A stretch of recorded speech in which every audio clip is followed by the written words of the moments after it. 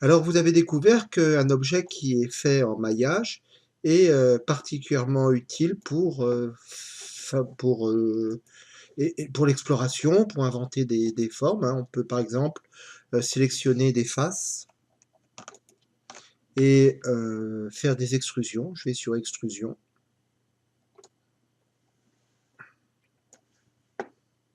On peut aussi faire des biseaux.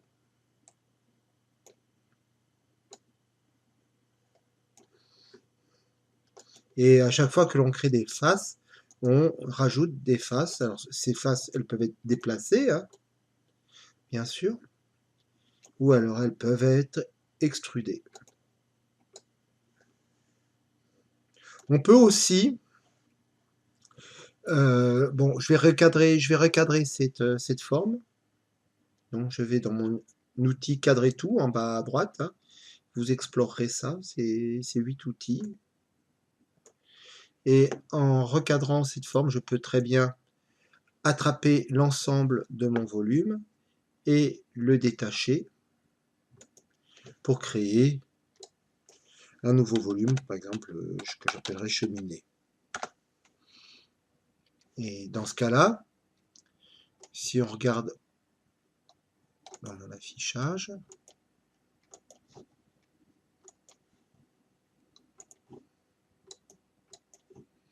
voilà, j'ai maintenant plusieurs volumes qui sont séparés les uns des autres.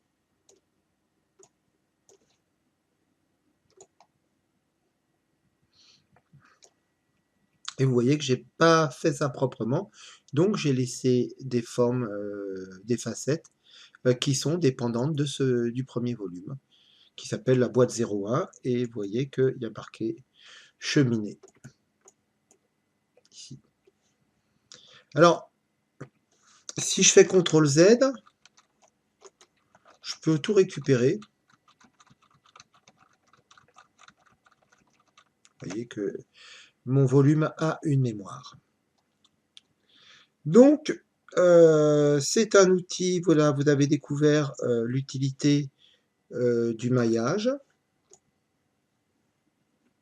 Naturellement, je pourrais très bien faire ça avec n'importe quelle forme, ou voire même avec une théière.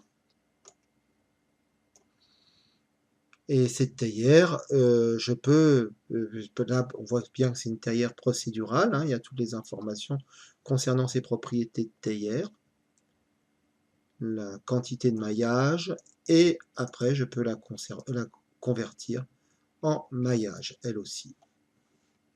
Voilà pour ce qui est du maillage, et je répète, faites bien attention à l'interface qui est ici, hein, c'est la présentation, c'est tous les outils de présentation, et ça, ce sont les outils de création et de transformation. Primitif standard et modificateur.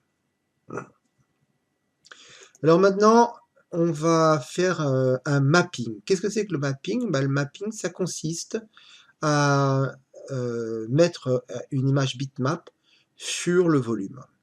Pour ce faire, je vais dans mon éditeur de matériaux. Et dans mon éditeur de matériaux, vous voyez que j'ai des petites sphères. Ces sphères, ça s'appelle des lambères. Ça peut être des sphères, des cubes, des cylindres, indifféremment.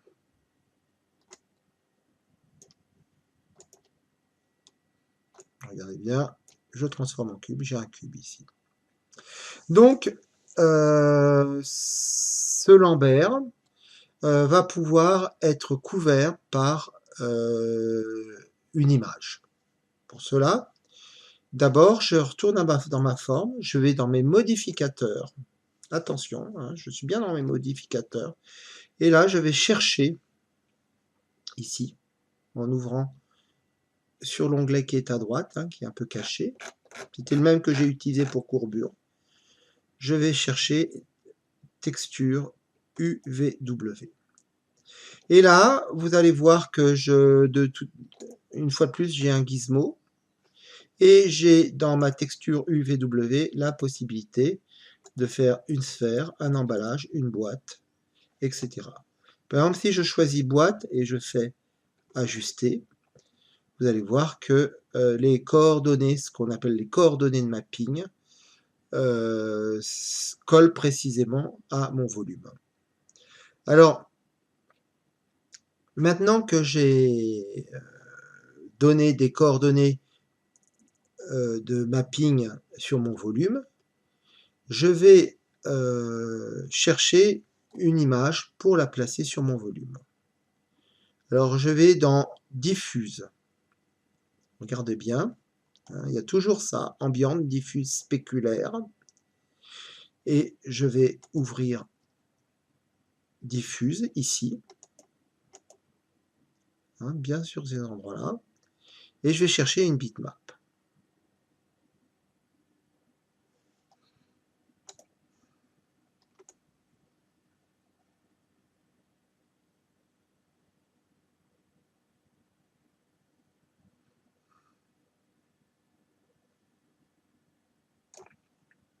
Je vais prendre cette image.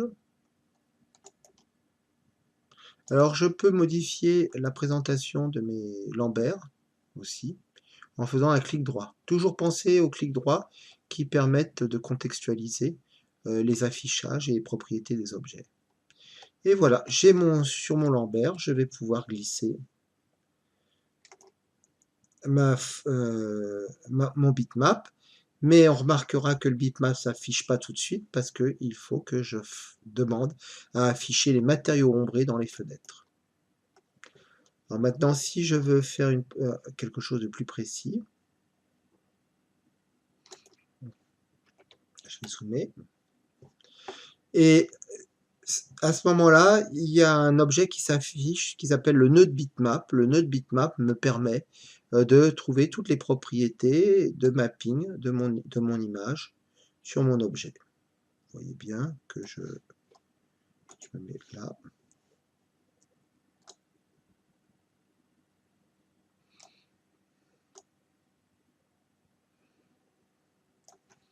Si je fais un rendu pour m'amuser, on va voir ça tout de suite.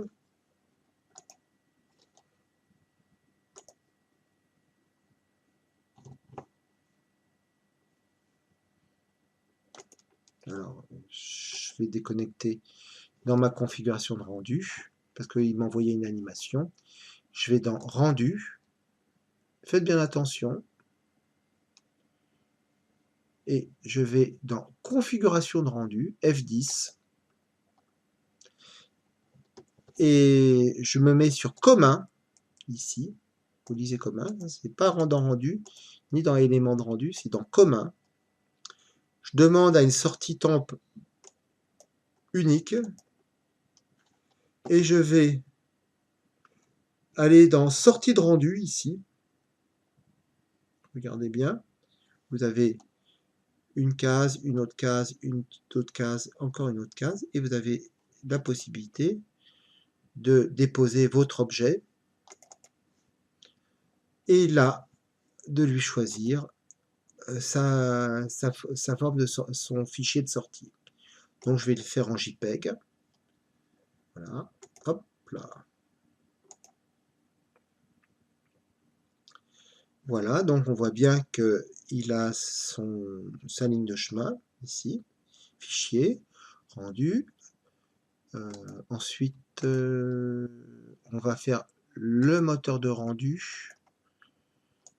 Alors, on peut avoir plusieurs types de moteurs de rendu qui seront plus ou moins sophistiqués, qui permettront d'avoir des effets spéciaux, des effets lumineux, et je vais faire mon rendu.